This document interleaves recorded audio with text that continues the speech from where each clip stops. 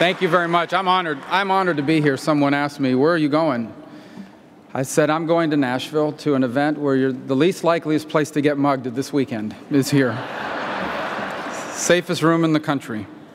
I'm honored to be with you here today. I think we're joining together at what I believe is a turning point for our nation on many different issues.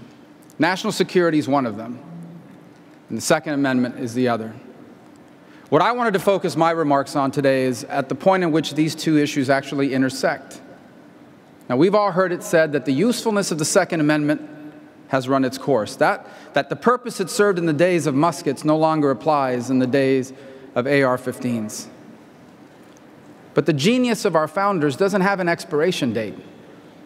It's actually like wine. It gets more valuable with the passage of time. I want you to think about this. No politician would argue our First Amendment right to free speech is less valuable in the digital age than it was in the days of pen and paper. And therefore, I believe it is equally outrageous for anyone to argue that our Second Amendment right is less valuable today. The right to self-defense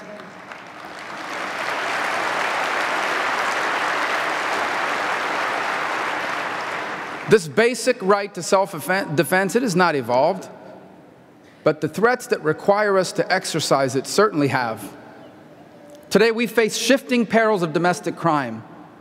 We face the evolving threat of radical Islam, and we face the occasional acts of cruelty that defy categorization, that lack an agenda of terrorism but transcend the label of crime, that are executed by sick minds and sick hearts, people willing to target the most vulnerable and innocent among us without a cause, without warning, without mercy. All these dangers are real. All of them can be overcome. But they cannot be overcome by a government focused more on restricting our law-abiding citizens than on restricting our enemies.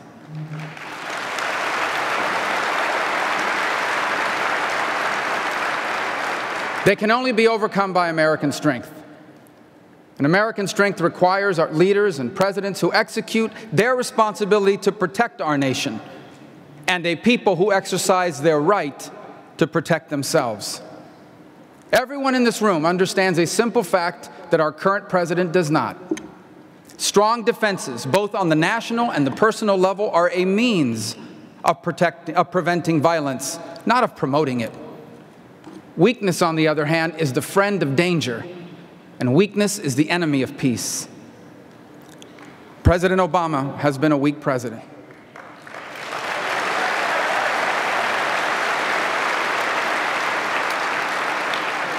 The only thing President Obama has strengthened over the last 6 years has been his own unlawful power. To guarantee America's strength in this century, we need a new kind of president. One who starts doing what he's constitutionally required to do and stops doing what he is constitutionally forbidden to do.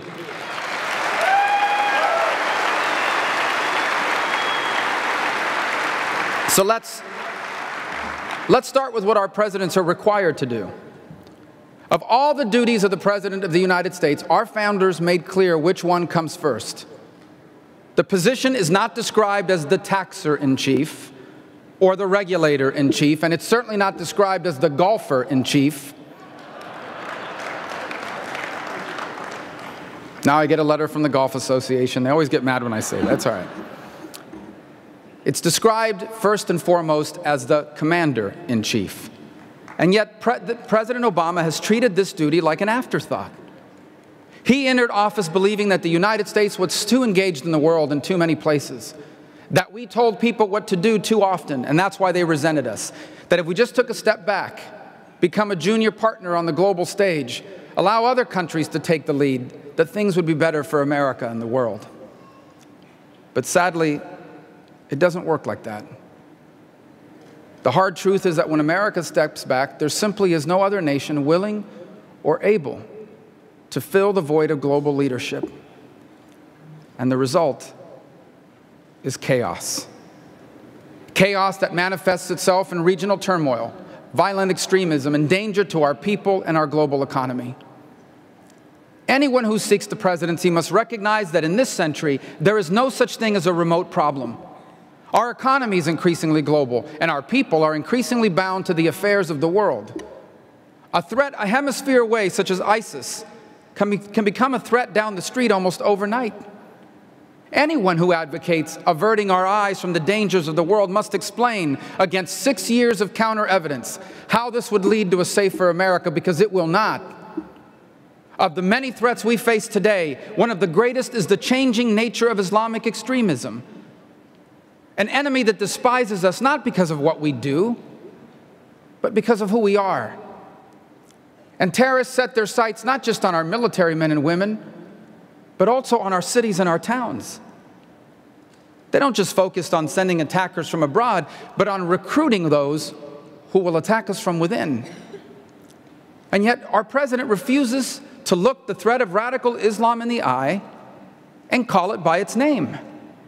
Even in January, when terrorists stormed the offices of Charlie Hebdo in Paris, murdering 11 and injuring 11 others, he still refused to mention radical Islam and instead took the first chance he got to tell Christians not to get on their high horse in condemning it. Let me be clear with you about something. When we talk about radical Islam, we are talking about an ideology that millions of peace-loving Muslims join us in condemning. We are talking about an ideology that prompts children to be buried alive, and women to be enslaved, and young girls to be ritually abused, and innocent people to be executed at their desks for having the audacity to exercise the human right of free speech. And so, Mr. President, if condemning that puts us on a high horse, I suggest we saddle up.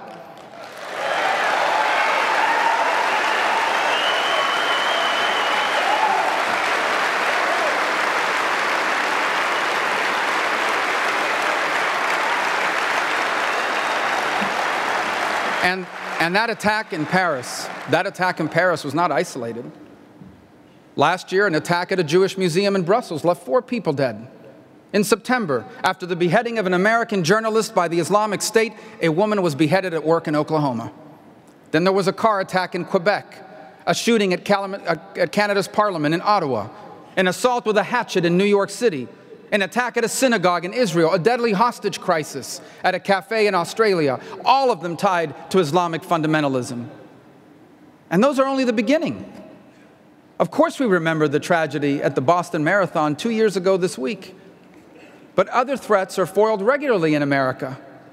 You know that in the last year we have arrested more than 20 of our own people for attempting to join ISIS or other terrorist groups, many of them with the goal of bringing that terror back to our soil. Radical Islam is a serious threat around the world and here at home. But as long as we have a president who does not do what he's supposed to do, our people have cause to fear. But if we had a president who did what he's supposed to do, our people would have no cause for fear. For in the majority of instances, a well-funded, well-equipped military, an adept intelligence community, and a well-trained law enforcement agency will stop radicals and other enemies dead in their tracks, often literally. But there are some instances when our enemies are undetectable, untraceable, and their deeds unpredictable. When homegrown terrorists lash out in lone wolf attacks, when unstable individuals, sometimes mentally ill, sometimes evil, attempt atrocities against innocent Americans, and most commonly when the innocent are the targets of unpredictable domestic crime, with only themselves for protection until the police can be called. The framers of our Constitution had a plan for these instances too. And that brings me to what the President is constitutionally forbidden to do. The presidential oath of office contains no asterisks. It contains no fine print. Our President swears to preserve, protect, and defend the entire Constitution of the United States, not just the parts he likes.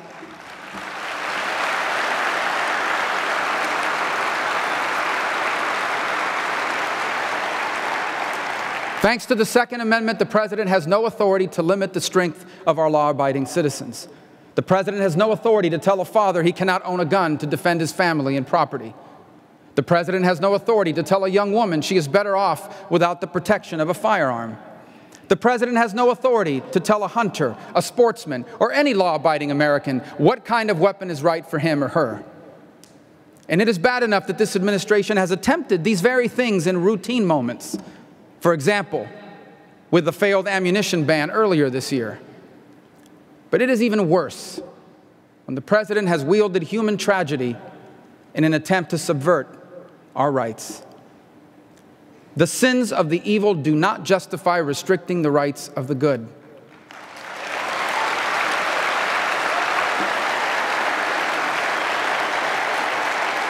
In fact, the sins of the evil make those rights more critical.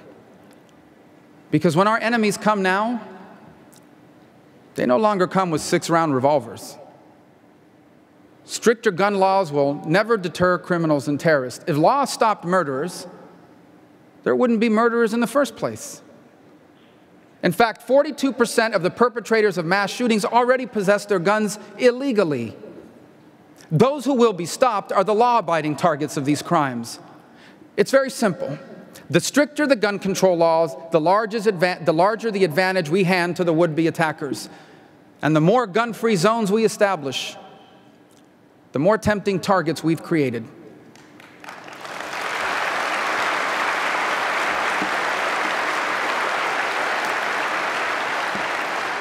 Now, some will be skeptical about what I just said. Maybe not any of you in this room, but some. So I ask you this question. The next time you drive through your neighborhood, count how many of your neighbors have signs announcing that their home is armed with a security system. And then I want you to compare that to how many of them have signs declaring their home to be a gun-free zone. To our people, the risk of announcing our lack of preparedness is obvious.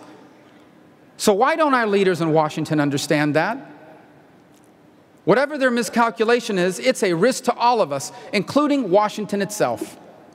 Washington, D.C. makes a tempting target for enemies, both foreign and domestic. And yet nowhere in this country are the gun laws more restrictive than in D.C. Our capital city is not just a location of government leaders. It's filled with visiting school students and touring families. And it is inexcusable that in Washington, the seat of our people's power, the constitutional right to bear arms, is constantly in jeopardy. And that's why I took action last month to roll back D.C.'s restrictive gun laws.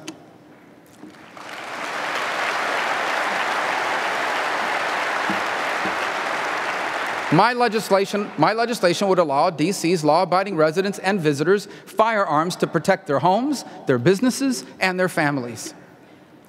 This legislation will bring strength to D.C. on the citizen level. But Washington needs strength in another sense as well. And the strength I'm talking about won't come from a bill. It will come from a president who understands the world is at its safest when America's at its strongest.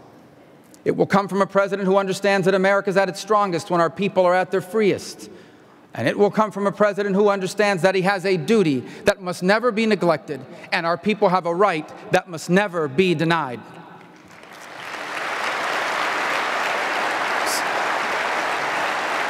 So let me close because I'm running out of water. Let me close with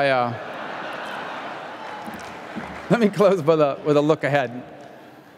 So I began with my remarks saying our nation has reached the turning point on many issues. I believe that fact is beyond debate. I think what's yet to be determined is which direction will it turn. Everything that's at stake in our next election, from the future of the Second Amendment to the security of our people in a global world, to the financial opportunities available to everyone, it all combines together into a challenge that I believe will define our generation. And that is the future of the American dream. My parents came to America in 1956 with little more than their dreams of a better life. But over time, my dad working as a bartender in a hotel and my mother working as a maid, a stock clerk, a cashier at Kmart, they were able to achieve the American dream. Because the real American dream isn't about how big your house is. The real American dream is not about how many things you own on the day you die. The real American dream is about having a job that pays a comfortable wage. It's about raising your family in a safe neighborhood and having the right to defend them. It's about seeing your children earn a good education. It's about having the freedom to do the things you value with the people that you love. It's about retiring with dignity after a long life of hard work. And the American dream is about one more thing more than any other. It's about giving your children the chance to do the things you never could, go to the places you could never go, and open the doors that were closed to you. My parents achieved this dream, but many people today find it slipping out of reach.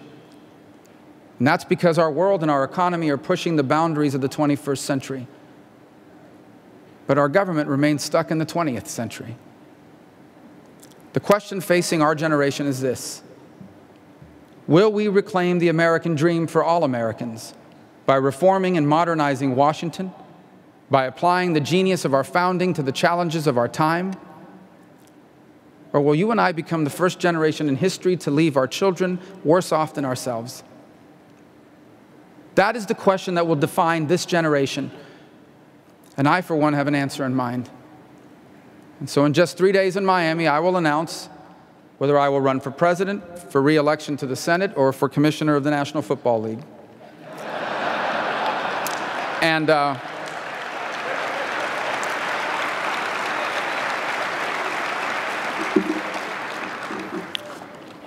NFL commissioner is probably a little too powerful for me, so we may have to. But regardless of what I decide to do about my future, the upcoming election will not be about any one person. For no problem facing our nation can be solved by any single person working alone. And that's why I'm so grateful for the work each of you and all NRA members are doing every single day. The American people will never achieve the American dream if they are not safe. Living in a safe neighborhood, going to work in a safe office, going about our daily lives without fear for ourselves or our children. These are the goals fundamental to the American dream. And a strong Second Amendment will ensure a strong America for your family, for my family, and for every family in this nation. So thank you for what you do. Thank you for your work. God bless our country. Thank you. Thank you.